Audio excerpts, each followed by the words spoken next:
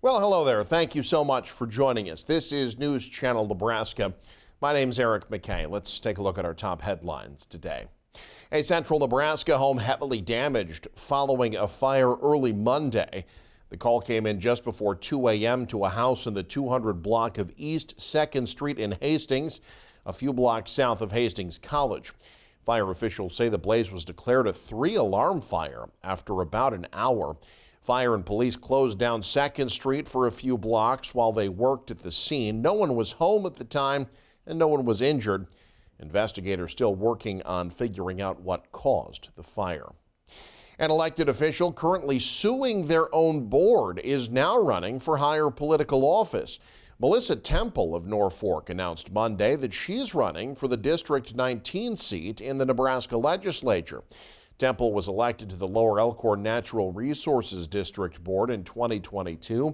Last year, she sued that board after being suspended over accusations made about a fellow board member's comments.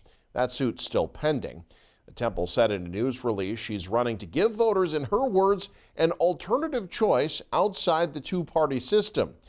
District 19 covers Madison and southern Pierce counties. Rob Dover currently holds the seat. He was appointed to the post in 2022 when Mike Flood was elected to Congress.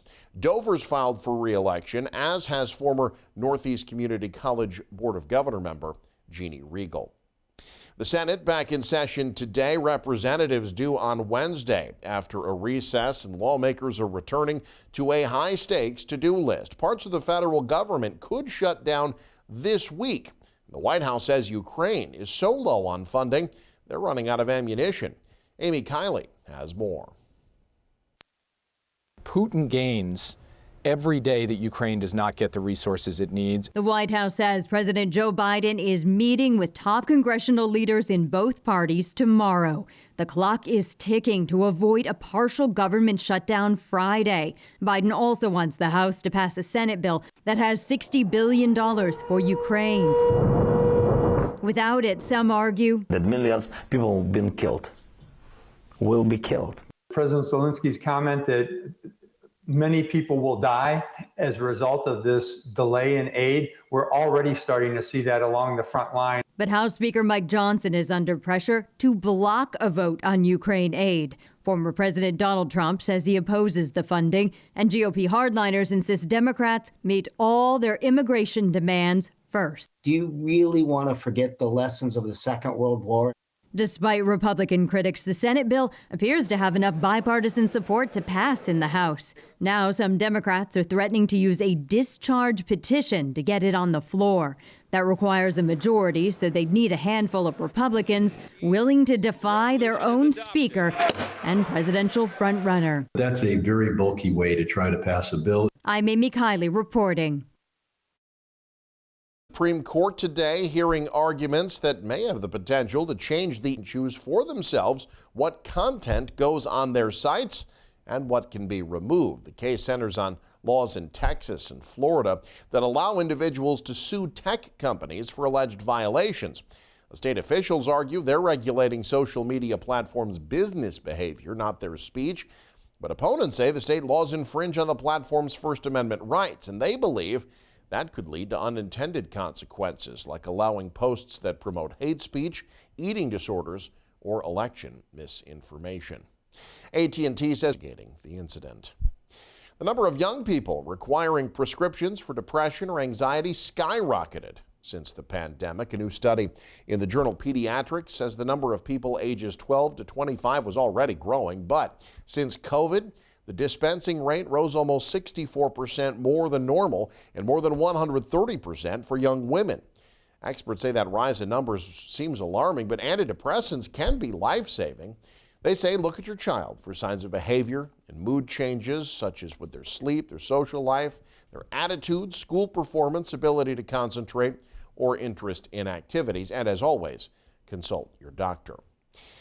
Speaking of mental health, a small town hosted a mental health workshop focused not only on personal health, but the mental health of others. Kyle Mathis has more.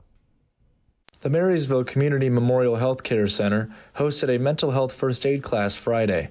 The class was put together through Pawnee Mental Health Services and went from 8:30 a.m. to 5 p.m.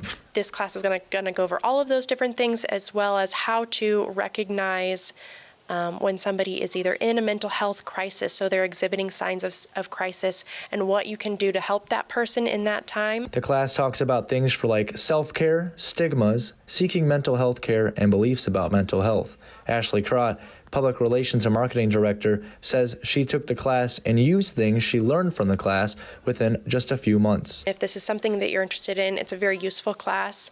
Like I said, I took the class in November, and I have already used in my personal life some of the techniques that we learned in that training. The class talks about both the mental health of the attendee and how to recognize the mental health of others, something Crott says is important to understand. How many times are you going to be able to stop and listen to what somebody has to say? If they said, I'm not really having a good day, how are you going to react to that? How are you going to help them through that? And so it's really important to be aware of both where we are personally in our own mental health and others around us as well. Crott says the next mental health class does not have a specific date planned yet, but the classes are free and interested parties can watch the center's Facebook page for more information. Reporting for News Channel Nebraska, I'm Kyle Mathis. Video security cameras, they're becoming more and more popular as millions of Americans try to keep safe at home. But a recent glitch by one camera maker allowed people to see footage in other people's homes. Michael Yoshida has that story. Smart camera maker Wise is blaming a technical glitch for a security issue that allowed about 13,000 customers to see images and video from inside other people's homes last week. I work in this space, so I'm not all that surprised. Wise says customers saw thumbnails from other users' homes in the company's app. 1,500 of them tapped to enlarge the thumbnails, allowing some customers to watch footage from other people's cameras. Rob Gabriel, a home security expert for SafeHome.org, says while it may be convenient to access wireless security cameras remotely through our devices, that ease and comfort comes with a cost. Our privacy risk is almost like a tax that we pay for the convenience of being connected to the internet and, the Internet of Things. Gabriel says companies have the responsibility to make sure they keep improving their security protocols. There are also simple steps you can take to minimize your risk. First, check the company's track record. Second, only put cameras in living rooms, hallways, and near doors, not in bathrooms or bedrooms. That way, if someone accessed your home security camera, they won't capture your most intimate moments. Gabriel also recommends cameras with privacy shutters. It's an actual physical shutter that you can hear click on and off, so that the camera is not viewing you when you don't want it to be. Wise says more than 99.75% of all accounts were unaffected by the security issue. And the company says it has added a new layer of verification before users can see thumbnails and videos to prevent this from happening again. I'm Michael Yoshida reporting. A community college in Nebraska is graduating students as certified Ford auto technicians thanks to a fledgling program.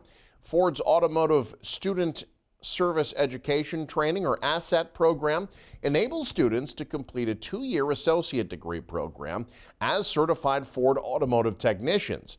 In Nebraska, the program's at Southeast Community College's Milford campus. ASSET instructors say dealerships require their technicians be certified. They say the program can save them considerable time and money. On average, an automotive technician that starts with the service department at a dealership, say had none of these certifications and have to go and get them, it takes roughly 5 to 8 years. Ford has told us to get those same certifications we're delivering in 2 years. Ford and Lincoln dealerships also play a role, as all ASSET students have to be sponsored by a dealership. Bergeron explains the program includes periods when students get paid, hands-on experience at their dealerships. He says the best aspect of the program for many is knowing they have a job on day one once they graduate. So they're picking out a potential candidate that they can grow, and then they send us that student. Now, when we have some students that don't have dealers, we can help them out with that process because we know, of course, all the dealership and the service management and point in that direction. Southeast, one of 41 community and technical colleges across the country in the ASSET program. The country is expected to need an average of 68,000 additional automotive technicians and mechanics yearly between now and 2032. Well, the Crane Trust science team says they saw a record number of sandhill cranes in their first aerial survey this year. Ana Ruth Lugo Mejia has more. The migration season is back and a record number of sandhill cranes are arriving. The Crane Trust says its science team recorded the highest count on record on the first week of its aerial survey. The reason? We anticipate that the reason that the crane numbers are higher this year at the start of the season is because of the warm weather. Director of Fundraising and Outreach Matt Fong says the science team has been performing the aerial surveys weekly during migration season since 1998. The team flies over an 80-mile stretch of the Platte River first thing in the morning. They estimated a record number of 38,000 sandhill cranes on February 14. Cranes mean big business in central Nebraska. According to an economic impact study done in 2017, more than 46,000 crane visitors came to visit the area during migration that year. The Crane Trust Center will start offering virtual tours to its members on Saturday. We do restrict our virtual crane tours just exclusively to members, but it's a great way for you to see the crane migration really from wherever you are, and you can actually, watch at your kitchen table or in your recliner each day. The center also offers to bird watching blinds starting March 1st. In Alda, Ana Ruth Lugo Mejia, New Channel, Nebraska. And the ongoing mission to end childhood cancer continued Friday in northeast Nebraska. The annual US 92 Radiothon setting another high watermark. Luke Stera has more. St. Jude US 92 Radiothon is 262,000.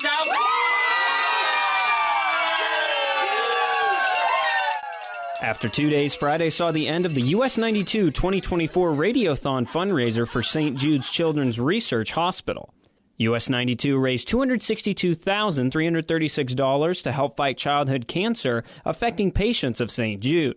Volunteers and Radiothon staff celebrated the moment of the final total after spending the past 48 hours asking for donations across northeast Nebraska. They are so important to our mission, our life-saving mission at St. Jude. And these are the wonderful, lovely people of Northeast Nebraska that have joined us in our wall of hope here. And we're just so grateful and appreciative of their support every single year. Over the past 2 days, the radio station fielded calls from 6 a.m. to 7 p.m. on Thursday and Friday. And it was a time for celebration for those who spent 48 hours trying to raise money for the organization. Being able to be a part of something like this, as much as we talk about it's US 92 St. Jude Radiothon, this isn't us. This is all of Northeast Nebraska and the generosity of their giving. In order to get donations for this year's and previous Radiothons, Devin says competitions and goals have been done, such as eating hot peppers and getting shot with a paintball gun. And all of that is just to help people, to drive people and say, yeah, we'll watch someone do something dumb, but in the end, it's for the best cause imaginable, raising money for children.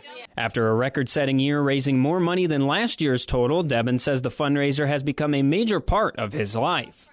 US 92 has held the Radiothon annually since its start in 2001. The station says they aim to raise even more next year. Reporting for News Channel Nebraska, this is Luke Stera.